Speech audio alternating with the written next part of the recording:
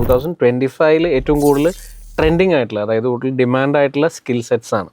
അപ്പോൾ അതിനെപ്പറ്റി ഒരു പേഴ്സണൽ അഭിപ്രായം. ട്രെൻഡിങ് സ്കിൽസ് അല്ലെങ്കിൽ ഡിമാൻഡിങ് ആയിട്ടുള്ള ടെക്നോളജീസ് എന്ന് പറയുമ്പോൾ നമുക്ക് പല പെർസ്പെക്റ്റീവിലും അത് പറയാൻ പറ്റും. നമുക്കിപ്പോൾ ഫ്രഷേഴ്സിനെ ബേസ് ചെയ്തിട്ട് നമുക്ക് പറയുകയാണെങ്കിൽ അതിൽ ഏറ്റവും ഫസ്റ്റ് വരുന്നത് തന്നെയാണ് നമുക്ക് AI സ്കിൽ സെറ്റുകൾ വരുന്നത്. അപ്പോൾ അതിൽ data science, business analytics, data analytics, ഈ കോഴ്സുകളൊക്കെ നമുക്ക് എന്ത് ചെയ്യാം, ഭയങ്കര ട്രെൻഡിങ് ആയിട്ടുള്ള കോഴ്സായിട്ട് പറയാം.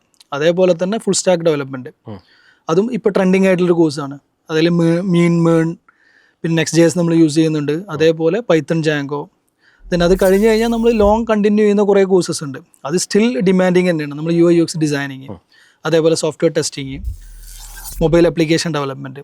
അപ്പോൾ ഈ സോഫ്റ്റ്വെയർ ടെസ്റ്റിങ്, അതേപോലെ mobile application development, UI UX designing, ഇതിലൊക്കെ ചേഞ്ചസ് വരുന്നത് എന്താണെന്ന് വെച്ച് കഴിഞ്ഞാൽ നമുക്ക് ഈ ചെയ്യുന്ന ടെക്നോളജീസ് നമ്മൾ സ്റ്റിൽ കണ്ടിന്യൂ ചെയ്യുന്നുണ്ടെങ്കിൽ അതിൽ പുതിയ പുതിയ വേർഷൻസ് വരുന്നു, പുതിയ ചേഞ്ചസ്, എവല്യൂഷൻസ് വരുന്നത്. നമ്മൾ അതിനനുസരിച്ചുള്ള ഫ്രെയിം വർക്ക്സ് ചേഞ്ച് ചെയ്തുകൊണ്ടിരിക്കുന്നു. അപ്പം നമ്മൾ നേറ്റീവ് ഹൈബ്രിഡ് ആയിട്ടും കൺവേർട്ട് ചെയ്തു. അതിൽ തന്നെ ഇനീഷ്യലി നമ്മൾ അന്ന് സംസാരിച്ച പോലെ പല പല ട്രെൻഡ് ടെക്നോളജീസ് വന്നു. ഇപ്പോൾ വന്ന് നിൽക്കുന്നത് നമ്മൾ റിയാക്ട് നേറ്റീവ് അല്ലെങ്കിൽ ഫ്ലട്ടർ എന്നുള്ള രീതിയിലാണ്. അപ്പോൾ നമ്മളിവിടെ ഫ്ലട്ടറാണ് നമ്മൾ ട്രെയിനിങ് കൊടുക്കുന്നത്. അപ്പോൾ നമുക്ക് ഈസി ആയിട്ട് എന്ത് ചെയ്യാൻ പറ്റും, പ്ലേസ്ഡ് ആക്കാൻ പറ്റും. അതുപോലെ മേൺ സ്റ്റാക്ക് നമ്മൾ ഇനീഷ്യലി ആംഗുലർ കൊടുക്കുന്നുണ്ടായിരുന്നു. ഇപ്പോൾ നമുക്ക് കുറച്ചും കൂടെ ഡിമാൻഡിങ് ആയിട്ട് തോന്നുന്നത് റിയാക്ട് ആണ്, അതേപോലെ Next.js ആണ്. അപ്പോൾ നമ്മൾ അതിലോട്ട് മാറി. അപ്പോൾ മെജോറിറ്റി കമ്പനീസും ഇതേപോലെ അഡോപ്റ്റ് ചെയ്തുകൊണ്ടിരിക്കും. ഏതാണ് കുറച്ചും കൂടെ അപ്ഡേറ്റഡ് ആയിട്ടുള്ളത്, കുറച്ചും കൂടെ പെർഫോമിംഗ് ആയിട്ടുള്ള ടെക്നോളജീസ് അതിലോട്ട് കൺവേർട്ട് ചെയ്യുന്നു. അപ്പോൾ ആ മീൻ വൈൽ തന്നെ നമ്മൾ എന്ത് ചെയ്യുന്നുണ്ട്, നമ്മളിവിടെ ടെക്നോളജി ചേഞ്ച് ചെയ്ത് നടക്കുന്നു. അതേപോലെ ഡിമാൻഡിങ് ടെക്നോളജി എന്ന് പറയുന്നത് നമുക്ക് സൈബർ സെക്യൂരിറ്റി ഒരു ഡിമാൻഡിങ് ടെക്നോളജിയാണ്.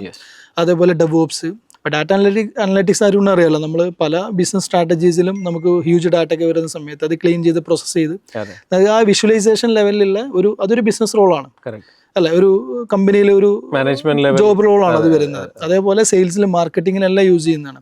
അപ്പോൾ അത് നമ്മളൊരു ശരിക്കും ഡാറ്റ സയൻസിൻ്റെ ഒരു സബ്സെറ്റ് ആണത്. അപ്പോൾ അതിൽ നമ്മളൊരു സെപ്പറേറ്റ് കോഴ്സസ് സ്റ്റാർട്ട് ചെയ്ത് ദെൻ നമുക്ക് BA എന്ന് പറയുന്നത് ഒരു കീ റോളാണ് കമ്പനീസ്. Business analyst. അപ്പോൾ അവർക്ക് ശരിക്കും ഒരു ബിസിനസ് ഓർഗനൈസേഷൻ ലെവലിൽ, കമ്പനി ലെവലിലോട്ട്, ഒരു മാർക്കറ്റിംഗ് ലെവലിലോട്ടും കൂടെ അവർക്ക് ഇൻസൈറ്റ്സ് ക്രിയേറ്റ് ചെയ്യാൻ പറ്റും. അപ്പം നമ്മളത് കമ്പൈൻ ചെയ്തിട്ട് അത് ഒരു ബിസിനസ് അനലറ്റിക്സ് എന്ന് പറഞ്ഞൊരു കോഴ്സും കൂടെ കൊണ്ടുവന്നു. അപ്പോൾ അതിൽ ബിസിനസ് ഡാറ്റ അനലറ്റിക്സിൻ്റെ കണ്ടന്റും പ്ലസ് നമുക്ക് ബിസിനസ് അനലറ്റിക്സ്, ഒരു പ്രൊജക്റ്റ് എങ്ങനെയാണ് കമ്പനീസിൽ, ഇത് പ്യൂർലി നമുക്ക് IT കമ്പനീസിന് വേണ്ടിയിട്ടാണ് പറയാം. ബിസിനസ് അനലറ്റിക്സ് നമുക്കൊരു സർവീസ് ബേസ്ഡ് കമ്പനിയിൽ വരുന്ന സമയത്ത് ഒരു ക്ലയൻറ്റിൻ്റെ എക്സ്പെക്ടേഷൻ അനുസരിച്ച് അവരുടെ SOW പ്രിപ്പറേഷന്, അവർക്ക് SRS ഡോക്യുമെൻറ്റേഷന്, അതേപോലെ നമുക്ക് പ്രൊജക്ട് മാനേജ്മെൻറ്റ് എക്സിക്യൂഷൻ, നമ്മളതിൽ ബേസിക് ആയിട്ട് പ്രൊജക്ട് മാനേജ്മെൻറ്റ് എക്സിക്യൂഷൻ മെത്തേഡ്സ് ഉണ്ട്. നമ്മൾ അജൈൽ, സ്ക്രം എന്നൊക്കെ കേട്ടിട്ടുണ്ട്, വാട്ടർഫോൾ മെത്തേഡ്. അപ്പോൾ ഇതിൻ്റെ അതുപോലെ തന്നെ നമ്മൾ പ്രൊജക്ട് മാനേജ്മെൻറ്റ് ടൂൾസ് ഉണ്ട്. നമ്മൾ ടീം വർക്ക്, ക്ലിക്കപ്പ്, അതേപോലെ ബഗ് ട്രാക്കിങ്ങിന് ജിറൊക്കെ യൂസ് ചെയ്യുന്ന പോലത്തെ ടൂൾസും ഇതെല്ലാം ഫെമിലർ ആക്കിയിട്ട് ഇതൊരു ഡീറ്റെയിൽ ആയിട്ടാണ് നമ്മൾ പോകുന്നത്. അപ്പം നമ്മൾ കമ്പനിയിലോട്ട് ഹയർ ചെയ്യുമ്പോൾ നമുക്ക് ആ ഒരു സ്കിൽ സെറ്റ് മാച്ചിങ് ആയിട്ട് കൊണ്ടുപോകാൻ പറ്റും. മനസ്സിലായി. ഇപ്പോൾ റീസെൻ്റ്ലി എടുത്ത് നോക്കിക്കഴിഞ്ഞാൽ എല്ലാ ട്രെൻഡ്സിലും നമുക്ക് കാണാൻ പറ്റുന്ന വീഡിയോസാണ്. ഏത് കമ്പനീസ് ആണെങ്കിലും അവരെ സർവീസ് അല്ലെങ്കിൽ അവരെ ആ ഒരു ഇൻട്രൊഡക്ഷനായിട്ട് അവര് കാണിക്കുന്ന വീഡിയോ ആണ്. ഇമേജ് ആയിട്ട് കോർപ്പറേറ്റ് വീഡിയോ അല്ലെങ്കിൽ സർവീസിന്റെ ക്വാളിറ്റി വീഡിയോസ് ആവാം, എനി ടൈപ്പ് ഓഫ് കണ്ടന്റ് ആണ് ഒരു സെയിൽസ് കൊടുക്കുന്നതെന്നുണ്ടെങ്കിലും അതിൽ കാണിക്കുന്നതെല്ലാം ഒരു വീഡിയോ എക്സ്പ്ലനേഷൻ ആയിട്ട്, വിഷ്വൽ ആയിട്ടാണ് കൊടുക്കുന്നത്.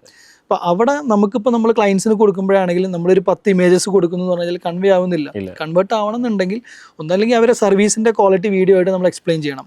അതല്ലെങ്കിൽ ആ പ്രൊഡക്റ്റ് ആണെങ്കിൽ ആ പ്രൊഡക്റ്റിന്റെ എന്തൊക്കെയാണ് അതിന്റെ സ്പെഷ്യാലിറ്റി എന്നുള്ളത് നമുക്ക് വീഡിയോ എക്സ്പ്ലനേഷൻ ആണ് നമ്മൾ കൊടുക്കുന്നത്. അപ്പോൾ അവിടെ നമുക്ക് തന്നെ ഇൻഹൗസിൽ ഒരുപാട് ഗ്യാപ്പ് വരുന്നുണ്ടായിരുന്നു. ഇപ്പോൾ ഡീറ്റെയിൽ മാർക്കറ്റിംഗ് ചെയ്യുന്ന ടീമിന് തന്നെ നമുക്ക് ഗ്രാഫിക് സപ്പോർട്ട് മാത്രം പോരാ, ഒരു വീഡിയോ സപ്പോർട്ടും കൂടെ വേണം. അപ്പോൾ നമ്മുടെ കമ്പനിയിലും അതുപോലെ മിക്ക കമ്പനീസിലും ഇപ്പോൾ എപ്പോഴും ഒരു ഇൻബിൽഡ് ആയിട്ട് തന്നെ ഇൻഹൗസിൽ എന്ത് വേണം, ഒരു വീഡിയോ ക്രിയേറ്റർ വേണം. അപ്പം അങ്ങനെ ഒരു ഗ്യാപ്പ് അവിടെ വന്നപ്പോഴാണ് നമ്മൾ വീഡിയോ ക്രിയേറ്റർ എന്ന് പറഞ്ഞ കോഴ്സിലോട്ട് കൊണ്ടുവന്നത്.